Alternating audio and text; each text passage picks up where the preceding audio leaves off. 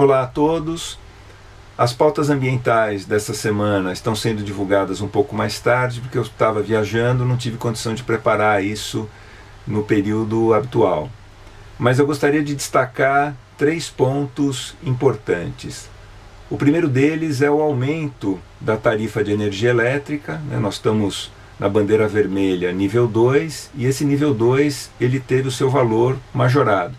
Isso porque alguns dos grandes reservatórios estão com um nível aí muito baixo e impedindo a sua utilização. Isso faz com que aumente muito o uso de usinas termoelétricas para compensar a ausência da geração hidrelétrica, e essas usinas termoelétricas elas têm um custo de produção muito mais elevado.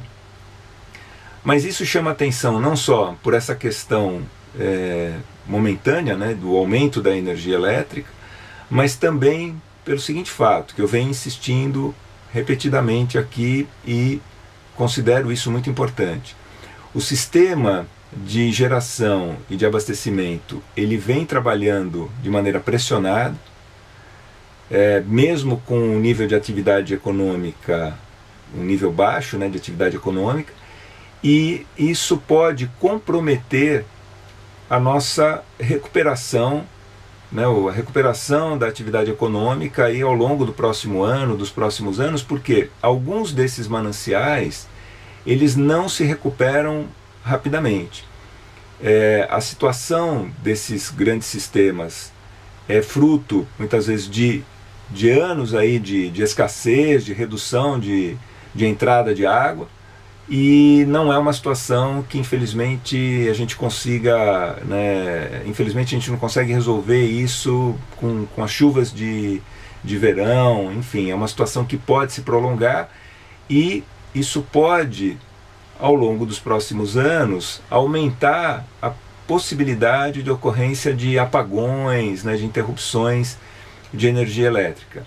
E aí tem aquela sugestão que fica derivada desse contexto, né, que é mostrar para as pessoas como economizar energia elétrica, retomar algumas pautas que foram trabalhadas na época do apagão, quando muita gente começou efetivamente a economizar energia elétrica e teve aí uma situação bastante interessante, né, de envolvimento, de engajamento da população. Isso fica mais fácil tendo em vista aí o alto preço que todos estão pagando pela energia elétrica. E uma outra possibilidade é tratar do ponto de vista empresarial, ou seja, como as empresas vão trabalhar com essa perspectiva, né, como as empresas estão se preparando eventualmente para repassar esse custo mais alto de produção para aquelas empresas que utilizam mais intensivamente energia elétrica, e também como elas poderão lidar com situações de eventuais interrupções, né, um apagão, enfim.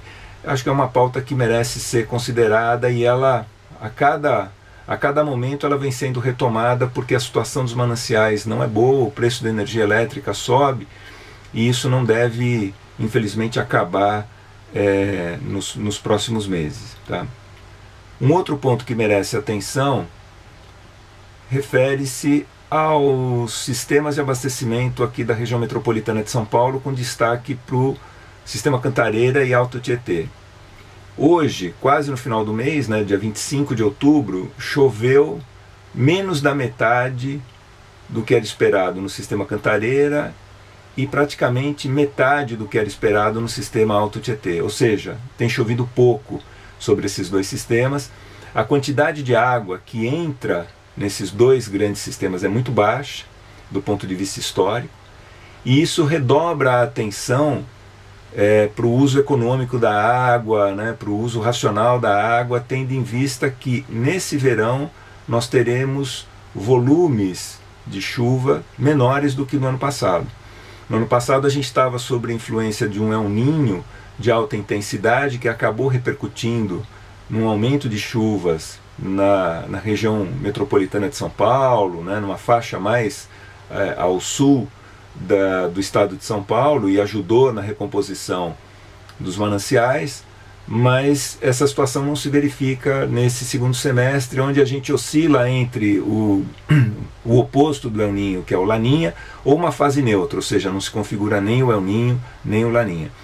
Essa situação, a fase neutra ou Laninha, historicamente faz com que chova menos na região metropolitana de São Paulo, chova menos sobre os mananciais, e há uma tendência de aumento da temperatura, o que pode induzir a um aumento do consumo. Então está entrando menos água nos sistemas, pode ser que a temperatura mais alta aí ao longo da primavera, do verão, induza um aumento de consumo. Então é muito importante redobrar a atenção para o uso racional da água, o uso comedido da água, para que a gente mantenha os reservatórios num nível satisfatório e atravesse o verão com maior tranquilidade.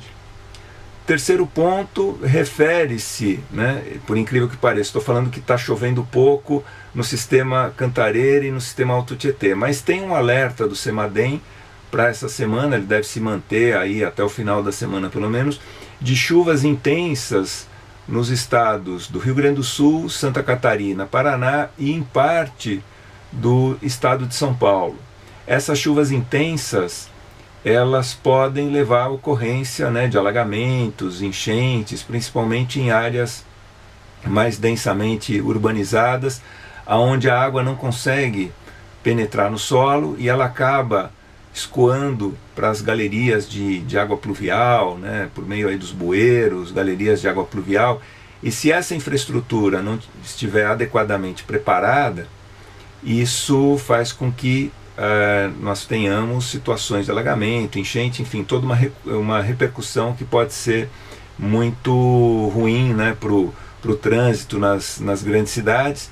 E aí tem uma situação decorrente disso que merece destaque em São Paulo, que foi a redução dos serviços de zeladoria, incluindo aí limpezas de boca de lobo, desobstrução de galerias de água pluvial ao longo aí deste ano. Então, a continuar a situação do jeito que está, isso coloca em risco a cidade de São Paulo, tendo em vista aí as chuvas de verão, que não serão tão intensas como no ano passado, mas ocorrerão. E se o sistema não estiver preparado, a gente pode aí enfrentar alguns transtornos adicionais, além daquelas situações cotidianas aí das grandes cidades. Era isso que eu tinha por hoje, para essa metade de semana, e para o final de semana que vem eu divulgo um outro vídeo com mais sugestões de pautas ambientais. Um grande abraço a todos.